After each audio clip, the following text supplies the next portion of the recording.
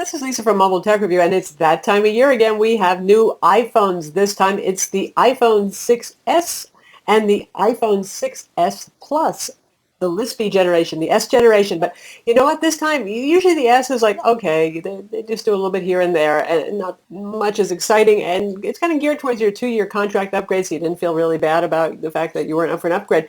Well, now things have changed, and it seems like everybody's on a payment plan instead, and many carriers have an iPhone a year plan. So Apple's also stepping up their game. These guys might look just like the iPhone 6 and 6 Plus, but inside there's a lot of improvements, particularly the CPU is much bigger jump in improvement than we thought. The cameras are a lot better too. And of course, there's the new 3D Touch, which is sort of like Force Touch. We're going to look at them now.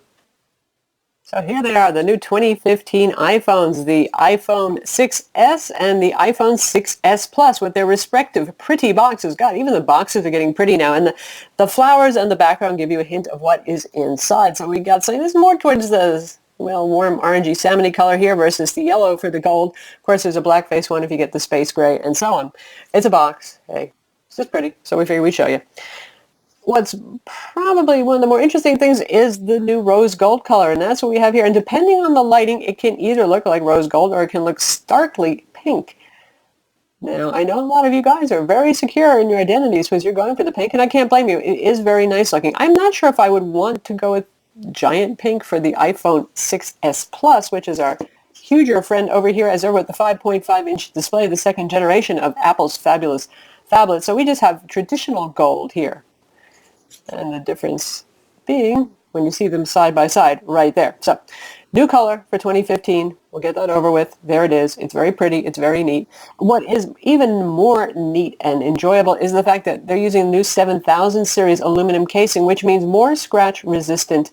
In theory, hopefully more dent resistant too, but I think most of us worry about the scratching most of all. But one thing that I noticed is I find it a lot grippier in the hand. With last year's iPhone 6 Plus, being big and being thin, it was just slipping out of my hand like crazy. I never wanted to run to a case so quickly as I did with this phone. This one, the finish is just slightly more satiny, nicer to touch. I won't get creepy there and talk about how much I like rubbing it or something, but it does feel nice.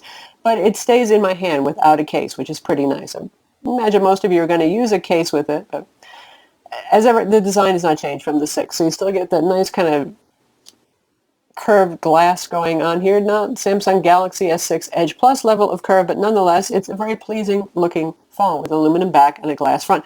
The glass front is supposed to be a new hardened glass that's more scratch resistant than the last generation, which is good. I mean, still, if you're going to drop this thing from a serious height onto cement, most likely the glass is going to shatter. But what happens more often is I think we toss these in a pocket with just the kind of case that covers the back, and you get micro scratches all over it. So it should happen a little less soon, a little less frequently. Still have the contrasting antenna design on the back here. Depends on the color. Some colors mask it more than others. We've learned to live with it. What else can you say? Buttons are all the same. Volume, your slider lock over here. The bottom has the lightning connector and the single speaker. The speaker is louder, noticeably louder on the 6S Plus. It is bigger. It's got room for a bigger driver. Again, not a surprise. Your headphone jack is down there. And there's your SIM slot and the power button. As ever, no expandable storage on the iPhone line, so no micro SD cards for you. So what you want to do is make sure you get enough storage, and this is the same story with Apple iPhones.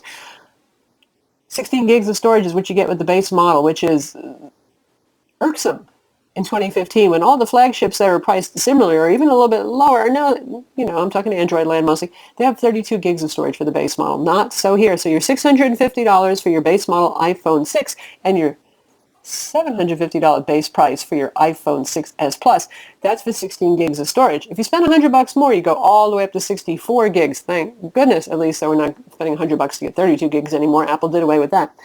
That's probably going to be the one that you want. And especially if you're doing those whole monthly finance plans, then it's a couple of bucks a month.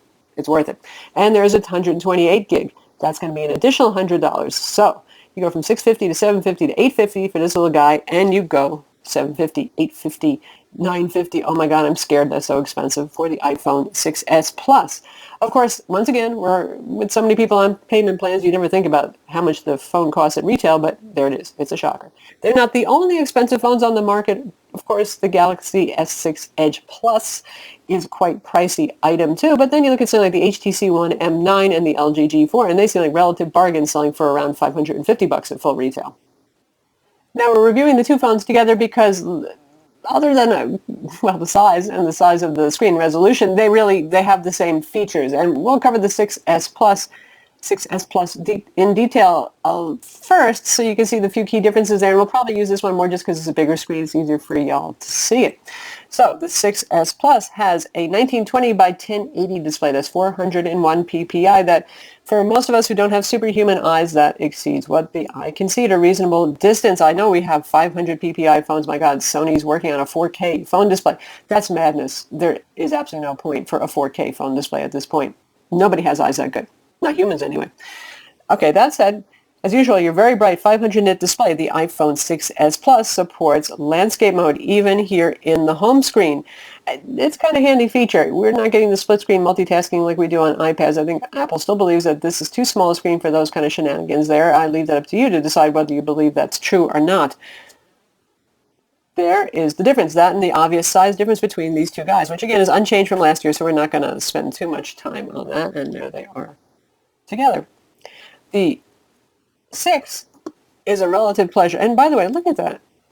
That's how fast the updated fingerprint scanner works. You would think it's actually not doing anything. Anyway, this is one of the few 4.7-inch high-end phones left on the market. They've all gone phablety. So for those of you who like a smaller phone, only Sony with the Xperia compact line still really goes for something that's high-end and teeny. So it's still eminently pocketable, even if you have lady-sized pockets like I do. It's easy to hold. It's small, hand-friendly. So we're not going to say that this is too small, because obviously Apple gives you the two choices here. Both of these have a 16:9 aspect ratio. This is 326 ppi for our littler friend here. 1334 by 750. It's kind of an oddball resolution there, but that's so they can maintain that aspect ratio. As ever, it's sharp. It looks like the icons are painted on the glass. Viewing angles are wonderful. Under our studio lights, it's a little bit punishing of viewing angles there, but very good. Lovely display. As always, wide color gamut on the iPhone and pretty accurate too. So it's a nice display. And honestly, this is one of the few IPS displays that doesn't make me kind of long for the Galaxy Super AMOLED display. So there it is. Usually after I use a Galaxy S6 Edge Plus, which this one is right here, which we can compare in size to our big friend right there, both large phones. Anyway, this is a dreamy display, and you can use this in accurate color photo mode if you want, so you don't have to see the oversaturated colors if that doesn't float your boat.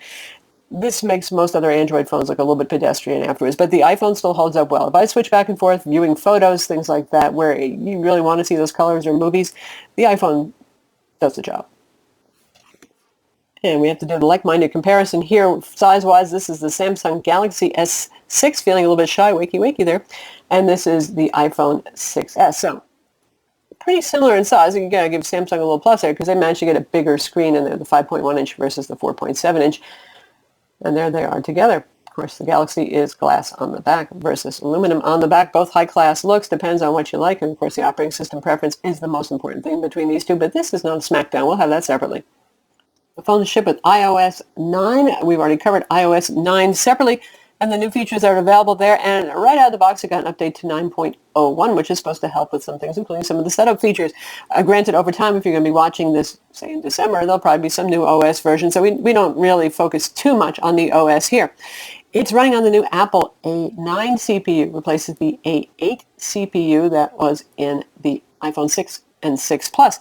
And this one was a really big jump, especially for an S device. The A9 is a lot faster than the A8. It's a bigger jump performance-wise, I'd say, than between the A7 and the A8 going back in time. If you're doing things like actually using iMovie to export video, you'll notice that it's much faster, like at least twice as fast. Moving around the device, nobody usually complains that an iPhone is slow, but this just feels even faster, more responsive. Applications launch a little quicker, which may have to do with improvements in the flash storage performance more than anything else. But those of you who load a lot of apps, you have a lot of notifications running, all that sort of thing, who do notice your iPhone getting a little sluggish, this is probably going to help it do all those things more efficiently without getting bogged down. There's also 2 gigs of RAM inside instead of 1. Hallelujah! Yes, I know some Android phones have 3 or 4. Some of those have skins, so they really need a heavy skins. We're not looking at you, Samsung, are we? Yeah, well, we kind of are. But anyway, 2 gigs of RAM is adequate for this. I don't see it's just the same thing as with the iPad. I don't see so much of those tabs reloading in Safari all the time.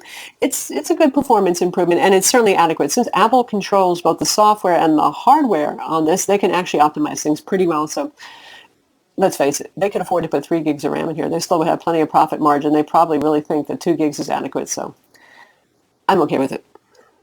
So just how much faster is that A9 that's in there and the help that the extra RAM gives it? Well, here's our Geekbench 3 score. 2533 single core, 4406 multi-core. Not only is that significantly faster than the iPhone 6, let alone older generations, Geekbench is supposed to be cross-platform. It's supposed to, you can use this, and we do use this to benchmark laptops, for example. And these are laptop numbers, which is just insane. Now, personally, I really don't think this is as fast as an Intel Core i5, but the 1.86 gigahertz CPU in here, it's a dual-core 64-bit, is pretty darn fast. In fact, the numbers that we're seeing on benchmarks here are the only thing that is about comparable and generally scores a little bit lower is NVIDIA's Tegra K1 CPU. Is also a dual-core 64-bit CPU, and it's been the strongest performer. The challenge with the Tegra K1 is that it runs awful hot, so it's really just used in tablets. So Apple managed to find a way to get a CPU that's that darn fast and put it in these relatively small-bodied products. Good for them. It's also outscoring, my own beloved Samsung Galaxy Note 5.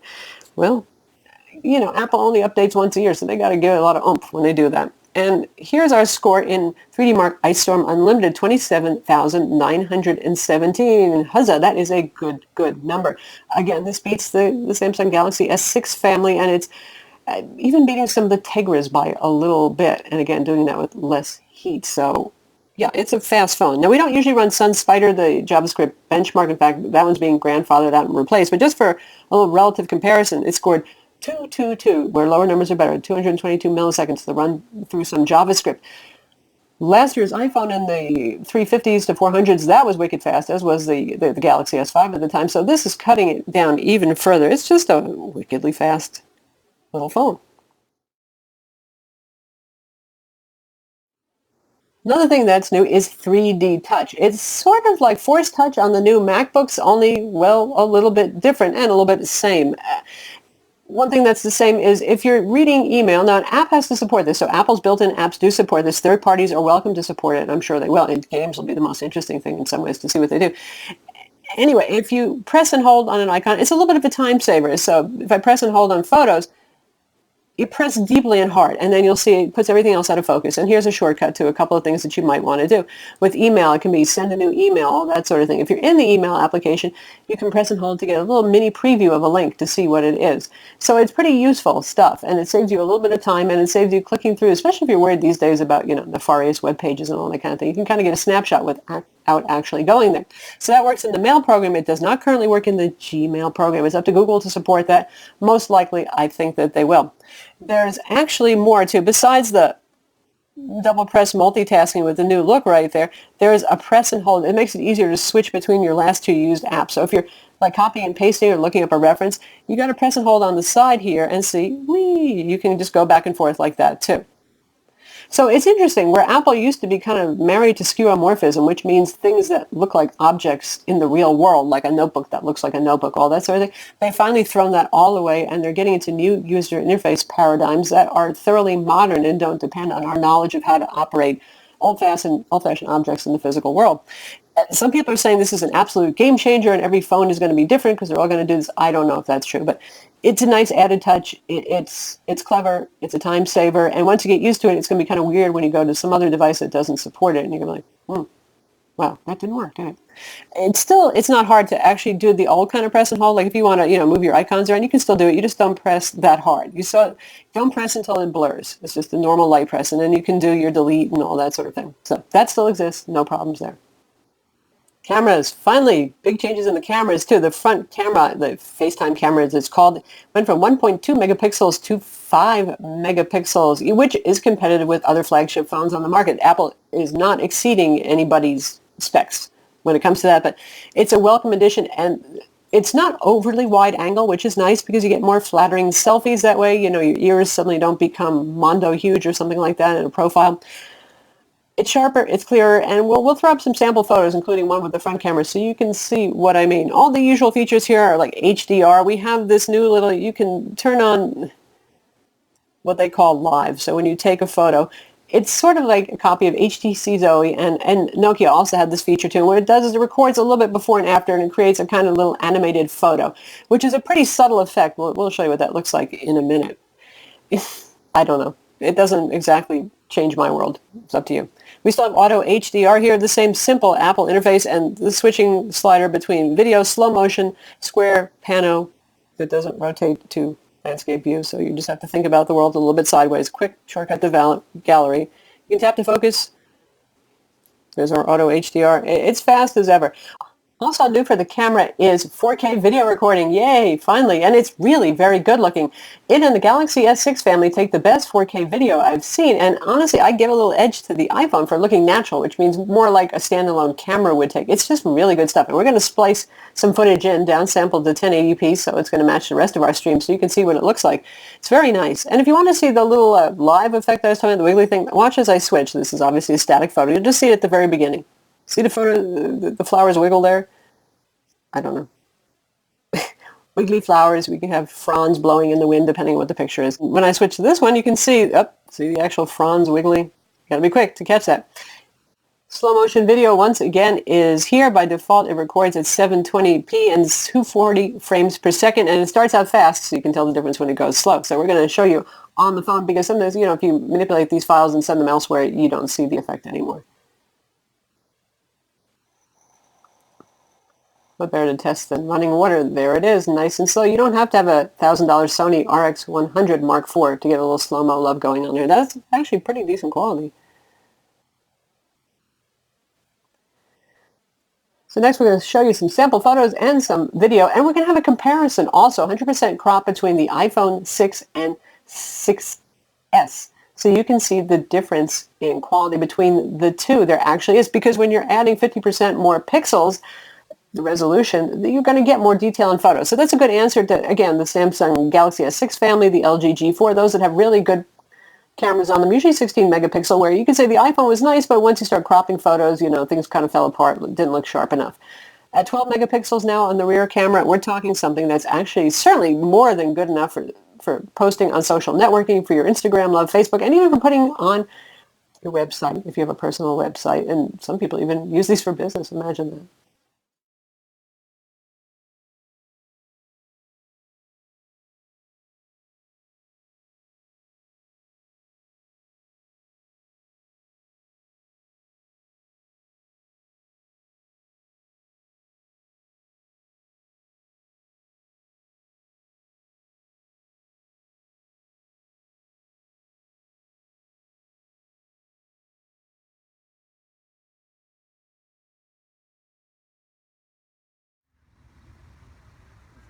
Video on the iPhone 6s Plus. Optical image stabilization.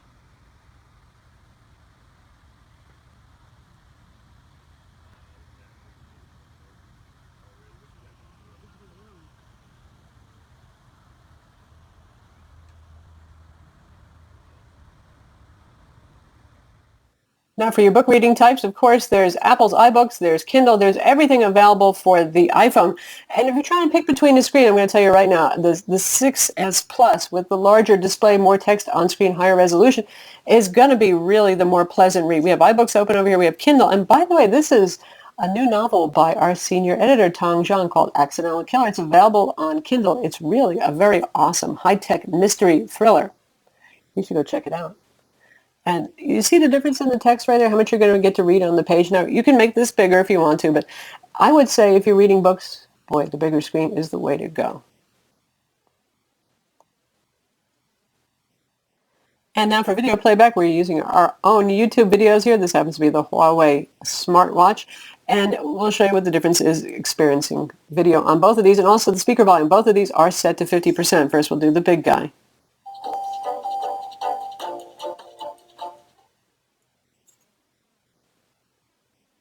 This is Lisa from Mobile Tech Review, and smartwatches are only just beginning. Here is what I would call really... And now the little guy.